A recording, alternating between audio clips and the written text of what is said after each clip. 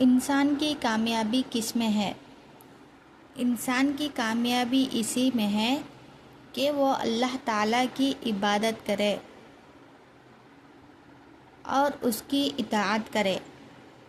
اسی میں انسان کی اصل کامیابی ہے۔ آج ہم اسی کے بارے میں پڑھیں گے۔ اعوذ باللہ من الشیطان الرجیم، بسم اللہ الرحمن الرحیم، وَأَقِیمُوا الصَّلَاةَ وَآتُوا الزَّکَاةَ وَارْکَعُوا مَعَ الراکعین۔ اس آیت کا ترجمہ یہ ہے کہ اور نماز قائم کرو اور زکوٰۃ ادا کرو اور رکوع کرنے والوں کے ساتھ رکوع کرو۔ اس کا مطلب یہ ہے کہ ہمیں نماز پڑھنی چاہیے اور زکوٰۃ دینی چاہیے غریبوں میں، اور رکوع کرنے والوں کے ساتھ رکوع کرنا چاہیے، کہ اس کا مطلب یہ ہے کہ نماز جماعت کے ساتھ سب لوگوں کے ساتھ ادا کرنی چاہیے۔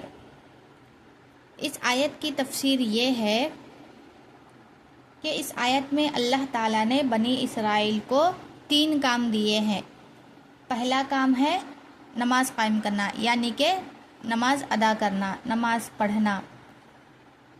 صرف نماز پڑھ لینا ہی کافی نہیں، بلکہ اسی وقت پر خشوع و خضوع کے ساتھ اس کے تمام ارکان اور آداب کے مطابق ادا کرنا ضروری ہے۔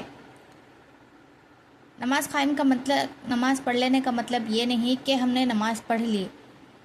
نماز پڑھنے کا مطلب یہ ہے کہ نماز کو ہمیں اس کے وقت پر پڑھنا چاہیے، ٹائم گنوا کر نہیں پڑھنا چاہیے۔ جب اذان ہو جاتی ہے تو اس کے فوری بعد ہمیں سارے کام چھوڑ کر نماز پڑھنا چاہیے، اور ہمیں خشوع و خضوع کے ساتھ، یعنی کہ وضو کے ساتھ نماز پڑھنی چاہیے، اور نماز کے جو بھی ارکان ہوتے ہیں، جو بھی ہے وہ سب، ان سب کے ساتھ اور ادب کے ساتھ نماز پڑھنی چاہیے۔ نماز بندے کو اللہ سے جوڑتی ہے اور برائیوں سے روکتی ہے۔ آپ لوگ آزما کر دیکھ لیے، جب ہم اس طرح آداب کے ساتھ، خشوع و خضوع کے ساتھ نماز پڑھتے ہیں تو نماز ہمیں اللہ تعالیٰ سے جوڑ دیتی ہے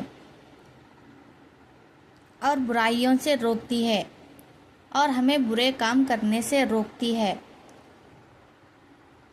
اور دوسری بات یہ بتائی گئی ہے کہ زکوٰۃ ادا کرنا۔ زکوٰۃ ادا کرنے کا کیا مطلب ہے؟ زکوٰۃ ادا کرنا، جیسے کہ زکوٰۃ اسلام کا بنیادی رکن ہے۔ زکوٰۃ اسلام کے بنیادی رکنوں میں سے ایک رکن ہے، اور نماز بھی اسلام کے بنیادی رکنوں میں سے ایک رکن ہے۔ اس کے ذریعے مال پاک ہوتا ہے۔ زکوٰۃ دینے سے جو لوگوں کا مال ہوتا ہے وہ مال پاک ہو جاتا ہے، اور غریبوں کی مدد ہوتی ہے زکوٰۃ دینے سے، اور معاشرے میں محبت اور ہمدردی پیدا ہوتی ہے۔ زکوٰۃ دینے سے دیکھیے کتنے کام ہوتے ہیں۔ ایک تو انسان کا مال کم ہو جاتا ہے، اور غریبوں کی مدد بھی ہو جاتی ہے، اور لوگوں میں ہمدردی اور محبت پیدا ہو جاتی ہے۔ اسی لیے زکوٰۃ دینا فرض ہے، وہ کیونکہ اسلام کے بنیادی رکنوں میں سے ایک رکن ہے۔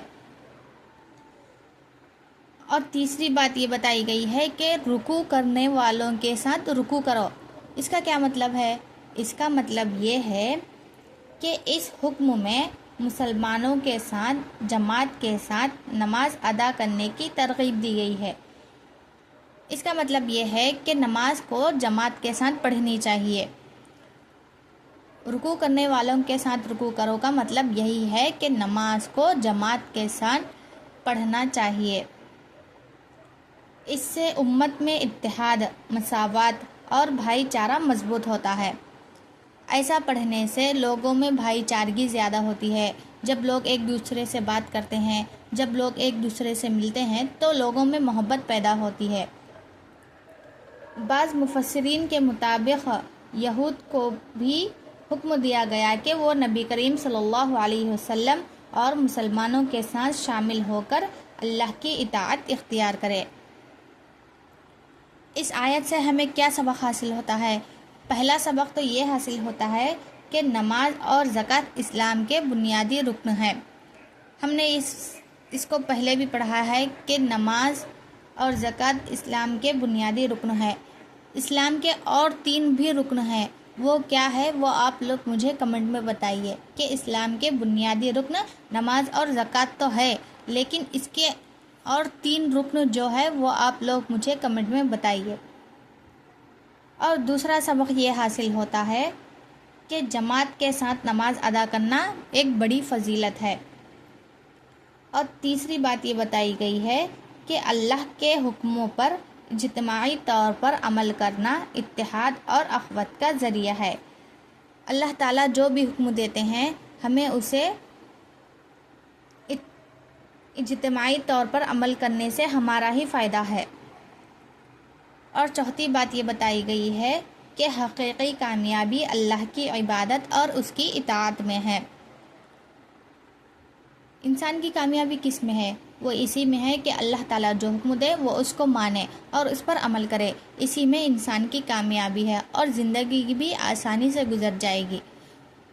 اسی طرح کی اور بھی ویڈیوز دیکھنے کے لیے اس ویڈیو کو لائک اور چینل کو سبسکرائب ضرور کیجیے تاکہ آپ لوگوں کو اس طرح کی اور بھی ویڈیوز دیکھنے کو ملے اور آپ لوگوں کو قرآن سیکھنے اور سمجھنے کا موقع ملے۔